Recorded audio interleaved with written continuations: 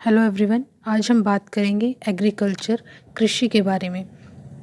Agriculture का मतलब क्या होता है? एग्रीकल्चर का मतलब होता है science and art of cultivating plants and live stocks. यानी कि एग्रीकल्चर वो विज्ञान और कला है जिसके अनुसार या जिस विज्ञान और कला का उपयोग करते हुए हम अपने प्लांट्स की मतलब क्रॉप्स की फसलों को उगाते हैं, उनकी उपज बढ़ाते हैं। और इसके साथ साथ एग्रीकल्चर में हम लाइव स्टॉक को भी शामिल करते हैं। लाइव स्टॉक यानी कि जो डोमेस्टिक एनिमल्स होते हैं उन्हें भी इसमें शामिल किया जाता है। भारत में लगभग 52% जो पॉपुलेशन है वो अपनी लाइफ के लिए या अपनी अर्निंग्स के लिए, अपनी आजीविका के लिए कृषि पर निर्भर करती है। और भारत एक कृषि प्रधान देश रहा है शुरुआत से ही। पूरे वर्ल्ड की अगर हम बात करें तो वर्ल्ड में 1/3 फुल पॉपुलेशन के पूरी पॉपुलेशन के 1/3 जो वर्कर्स हैं वो एग्रीकल्चर में एम्प्लॉयड हैं। जो चाइना है, चाइना सबसे लार्जेस्ट एग्रीकल्चरल आउटपुट है। यानी कि सबसे ज़्यादा जो एग्रीकल्चर आउटपुट मिलता है वो हमें चाइना से मिलता है। और अमेरिका है, उसके बाद फिर इंडिया भी है। मतलब हर एक देश की, हर एक कंट्री की कहीं ना कहीं अपनी खासियत है कि वहाँ कोई एक फसल ज़्यादा अच्छी या ज़्यादा बड़े पैमाने पर उगाई जाती है।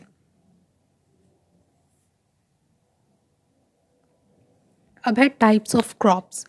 जो फसलें हैं वो किस किस प्रकार की फसलें हैं, कौन सी फसलें यहाँ उगाई जाती हैं। इंडिया की बेसिकली हम बात करेंगे। 4 प्रकार की फसलें हम उगाते हैं। रबी की फसलें, खरीफ की फसल, जायद और कमर्शियल जिन्हें नकदी फसलें भी कहा जाता है। ये वैसे तो थोड़ा बिल्कुल बेसिक सा ही है। अब तक आप बहुत बार पढ़ा भी होगा कि रबी की खेती कब की जाती है। अक्टूबर नवंबर में लगाई जाती है, फिर मार्च अप्रैल के टाइम में काट ली जाती है। रबी क्रॉप्स में जो मेन आती है वो आती है, इसमें गेहूं है, चना है, सरसों, मटर, जो ये इसमें उगाई जाती हैं। दूसरी है खरीफ की फसल। जो खरीफ की फसलें हैं, खरीफ की फसलें ये जून जुलाई में लगाई जाती हैं और सितंबर अक्टूबर में काट ली जाती हैं। इसमें जो मुख्य फसलें वो आती है ज्वार, बाजरा, धान, मक्का, कपास। इन्हें सावनी फसलें भी कहा जाता है। जो खरीफ की फसलें हैं उन्हें सावनी फसलें भी कहा जाता है। नेक्स्ट, जायद की जो फसलें होती हैं, ये जो टाइम पीरियड बच जाता है रबी और खरीफ में, रबी और खरीफ के बीच में जो टाइम पीरियड बच जाता है, जैसे वो मार्च अप्रैल में काटी जाती है तो ये जून जुलाई में बोई जाती है। बीच में जो 2 से 3 महीने का जो गैप मिलता है उसमें हम जायद की जो फसलें हैं वो उगाते हैं। ये चारा फसलें भी इन्हें कहते हैं। और इसमें मुख्य रूप से जो फसलें हैं वो ये उगाई जाती है, जैसे तरबूज, खरबूजा, खीरा, ककड़ी, ये जायद फसलें हैं। फिर आती है हमारी कमर्शियल क्रॉप्स या नकदी फसलें। इन्हें व्यापारिक फसलें भी कहते हैं। और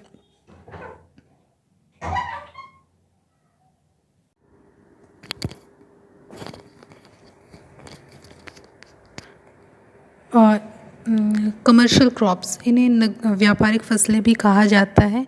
और इन्हें उगाने के लिए बड़े मैदानी भागों की ज़रूरत होती है। ये बेसिकली ज़्यादा पैसे कमाने के लिए की जाती है, पैसे कमाने के उद्देश्य से जो फसलें उगाई जाती हैं वो कमर्शियल क्रॉप्स होती हैं। और इन्हें उगाने के लिए ज़्यादा मज़दूरों की, ज़्यादा श्रम की आवश्यकता होती है। कमर्शियल क्रॉप्स में आता है जैसे कि गन्ना, जूट, कपास, चाय, कॉफ़ी, तंबाकू, ये सारी हमारी कमर्शियल क्रॉप्स होती हैं। नेक्स्ट है कि जो पैदावार है, किसी भी फसल की पैदावार बढ़ाने के लिए कौन कौन से तरीके उपयोग में लाए जाते हैं। मेथड्स टू इंक्रीज यील्ड्स, इसके लिए एक तो यूज़ करते हैं मॉडर्न एग्रोनॉमी, यानी कि आधुनिक तकनीकों का उपयोग किया जाता है एग्रीकल्चर के अंदर। दूसरा प्लांट ब्रीडिंग, अलग अलग प्लांट्स की ब्रीडिंग कराई जाती है जिससे एक नई किस्म का, नए तरीके का एक उत्पाद, एक प्रोडक्ट हम प्राप्त कर सकें। फिर एग्रोकेमिकल्स हैं कि एग्रीकल्चर के अंदर खेतों में जहाँ भी हम फसल उगाते हैं वहाँ केमिकल्स का यूज़ करना, जैसे कि पेस्टिसाइड्स, फर्टिलाइज़र्स, इनका यूज़ किया जाता है। ये सभी जो मेथड्स हैं इनसे हम अपनी फसल की पैदावार को बढ़ाते हैं। और इन चीज़ों को यूज़ करने के कुछ डैमेजेस भी हैं जो हमारे इकोलॉजिकल और इन्वायरमेंट, हमारा मतलब पारिस्थितिकी संतुलन और हमारे पर्यावरण को बहुत ज़्यादा नुकसान पहुंचाता है। जैसे कि इसी की वजह से जो एक्वीफर्स हैं उनको डैमेज होता है, global warming, deforestation, antibiotic resistance, और जो मीट प्रोडक्शन है उसके अंदर ग्रोथ हार्मोन्स, उसका डिप्लेशन होना, ये सारी चीज़ें जो हैं इसके, जो भी हम ये मेथड्स यूज़ करते हैं यील्ड इंक्रीज़ करने में, उसके डीमेरिट्स पाए जाते हैं। अब नेक्स्ट है एग्रीकल्चर प्रोडक्ट्स। एग्रीकल्चर के अंदर एग्रीकल्चर सिर्फ और सिर्फ खेती से संबंधित नहीं है कि हमने गेहूँ, चावल, ज्वार, बाजरा ये उगा लिया और एग्रीकल्चर टॉपिक ख़त्म। नहीं, एग्रीकल्चर के कुछ हमें 4 मेन प्रोडक्ट्स मिलते हैं इसे, जिसे हम सब टॉपिक्स में या सब पार्ट्स में डिवाइड करते हैं। First is food. इसके अंदर आता है जैसे कि अनाज हो गया हमारे, सीरियल्स, ग्रेन्स, इसके अलावा vegetables, fruits, oils, meat, milk, fungi, eggs, ये सब फूड है। जो भी हम खाते हैं वो कहीं ना कहीं हम प्लांट्स और एनिमल्स पर ही डिपेंड है अपने फूड के लिए। नेक्स्ट, फाइबर्स जैसे कि कॉटन है, जूट है, सिल्क है, जितने भी नेचुरल फाइबर्स हैं वो एग्रीकल्चरल प्रैक्टिसेस से ही हमें मिल पाते हैं। नेक्स्ट, फ्यूल्स जैसे कि ईंधन जो भी है ये क्रूड ऑयल्स वगैरह, क्रूड ऑयल नहीं सॉरी ऑयल्स वगैरह जो मिलते हैं, या फिर जो अभी ऑयल्स, या इसके अलावा जो भूसा वगैरह है, या फिर सरसों का जो बचा हुआ हिस्सा होता है उसको ईंधन के तौर पे उपयोग में करते हैं। इस तरीके से हमें फ्यूल्स भी एग्रीकल्चर प्रैक्टिसेस से मिलती हैं। Next, raw materials like rubber,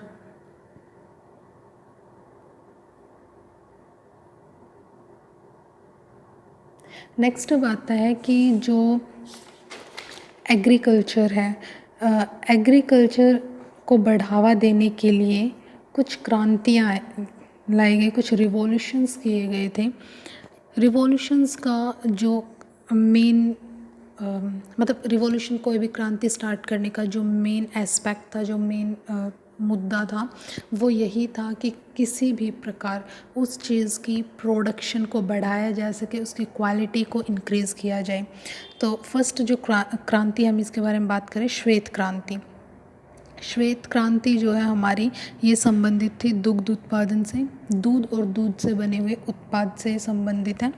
इसकी शुरुआत ईरान में हुई थी। शाह मोहम्मद रज़ा ने इनकी शुरुआत की थी ईरान में। भारत में इसकी शुरुआत हुई थी 1970 के दशक में।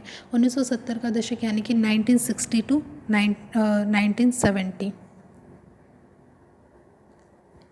और इसकी जो शुरुआत की थी, इसका जो फाउंडर है इंडिया में, वो है वर्गीस कुरियन। इसे बेसिकली ऑपरेशन फ्लड के नाम से भी जाना जाता है।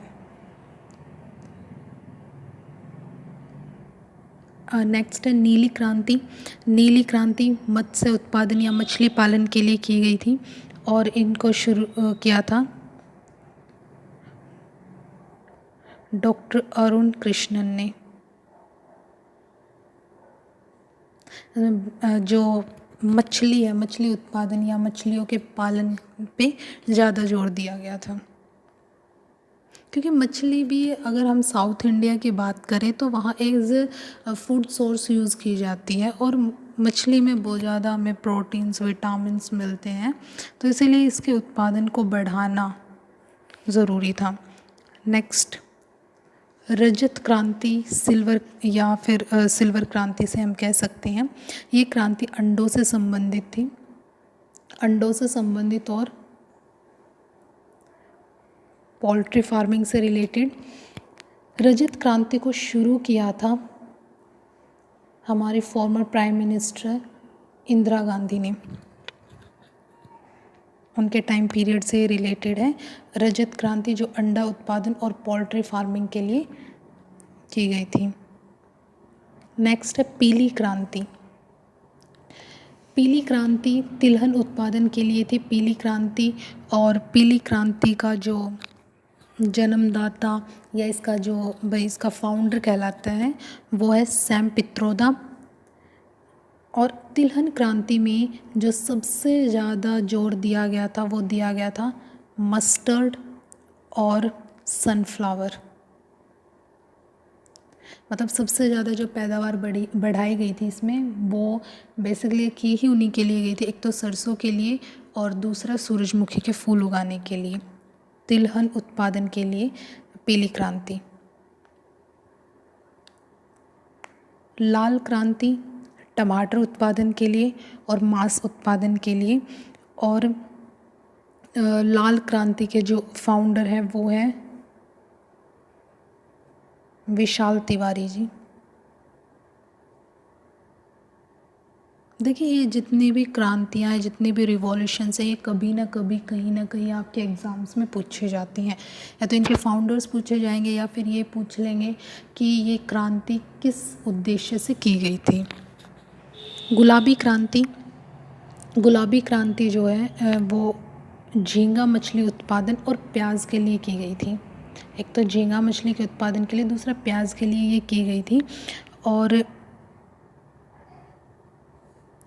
एक फार्मेटिकल्स के लिए भी ये की गई थी। झींगा मछली उत्पादन, प्याज और फार्मेटिकल्स तीनों के ऊपर जोर दिया गया था, और इसे स्टार्ट किया था दुर्गेश पटेल ने।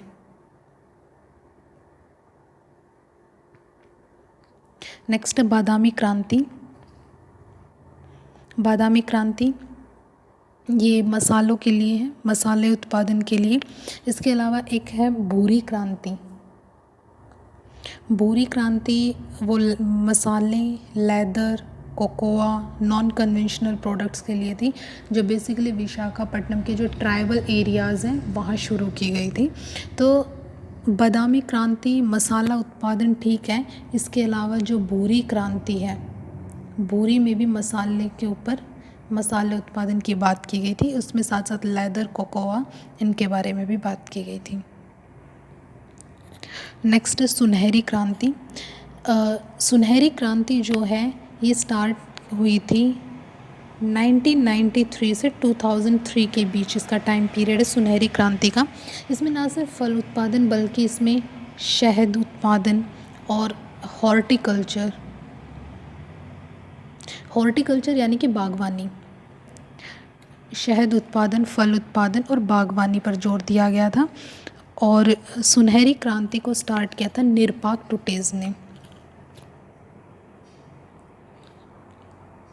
नेक्स्ट है हरित सोना क्रांति।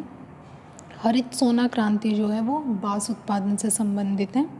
देखिए हरित क्रांति अलग है और हरित सोना क्रांति अलग है। अमृत क्रांति ये नदी जोड़ो परियोजना से संबंधित है। गोल क्रांति आलू उत्पादन से संबंधित है और इसकी जो शुरुआत है वो पेरू में हुई थी। ये सदाबहार क्रांति जैव तकनीकी से संबंधित है। खाद्य श्रृंखला क्रांति जो है, इसमें कहा गया है कि जो भारतीय कृषक हैं इनकी 2022 तक आमदनी दुगनी करानी है। अब जितनी भी इनकी आमदनी है किसानों की, कृषकों की, उससे 2022 तक दुगनी करने का लक्ष्य इस क्रांति के अंदर रखा गया खाद्य श्रृंखला क्रांति में। नेक्स्ट है मूंग क्रांति मोटे अनाज के लिए है, और मोटा अनाज जो है वो सबसे ज़्यादा राजस्थान में उगाया जाता है। नेक्स्ट है ग्रीन गोल्ड क्रांति। ग्रीन गोल्ड क्रांति चाय उत्पादन से संबंधित है और चाय सबसे ज़्यादा इंडिया में असम में उगाई जाती है। वाइट गोल्ड क्रांति, वाइट गोल्ड क्रांति जो है ये कपास उत्पादन से संबंधित है। कपास सबसे ज़्यादा इंडिया में गुजरात में उगाया जाता है। सॉरी, कपास सबसे ज़्यादा महाराष्ट्र में उगाया जाता है, देन गुजरात आता है।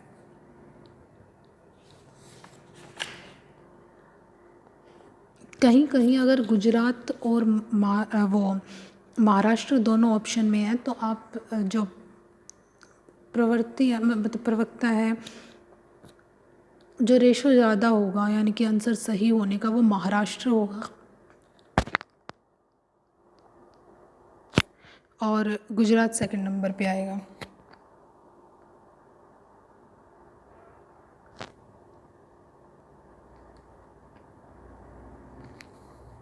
ग्रे क्रांति, ग्रे क्रांति उर्वरकों को बढ़ावा देने के लिए की गई थी। हरित क्रांति, हरित क्रांति जो है, हरित क्रांति सबसे महत्वपूर्ण है, ये 1967 to 68 के टाइम पीरियड में आई थी। हरित क्रांति में जो जोर दिया गया था वो खाद्यान्न उत्पादन पर दिया गया था और विश्व में हरित क्रांति को शुरू किया गया था डॉक्टर नॉर्मन बोलार्ड के द्वारा, लेकिन भारत में हरित क्रांति का जो जनक है वो MS स्वामीनाथन है।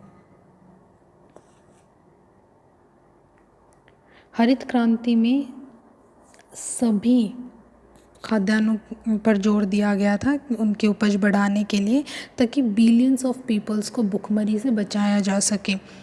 लेकिन इसमें दो जो फसलें हैं वो मुख्यतः प्रभावित हुई थी, गेहूं और चावल। सबसे ज़्यादा जो प्रभावित हुई वो गेहूं, यानी कि इस टाइम पे गेहूं की जो पैदावार है वो काफ़ी बढ़ी थी। इसके अलावा कुछ कल्चर्स आते हैं। कल्चर से पहले मैं बताना चाहूँगी कि जो इम्पोर्टेंट क्रांति है वो कौन कौन सी थी। इसके अलावा एक और है evergreen, evergreen revolution. Evergreen revolution जो थी ये अभी स्टार्ट की गई है। 11th जो 5 ईयर प्लान था हमारा, 11वीं पंचवर्षीय योजना, उसमें इसको शुरू किया गया था। इसमें एग्रीकल्चर, सभी खाद्यान्न, ओवरऑल प्रोडक्शन पे ध्यान दिया गया था, ओवरऑल प्रोडक्शन ऑफ एग्रीकल्चर, जिसमें जो भी प्रोडक्टिविटी है उसको इम्प्रूव किया जाएगा बिना हमारे इकोलॉजिकल और सोशली किसी भी चीज़ को डैमेज किए बिना, उनको हार्म किए बिना, ओवरऑल प्रोडक्शन एग्रीकल्चर का। और इसका जो फाउंडर है वो भी MS स्वामीनाथन को माना गया है। इसके अलावा एक प्रोटीन क्रांति है।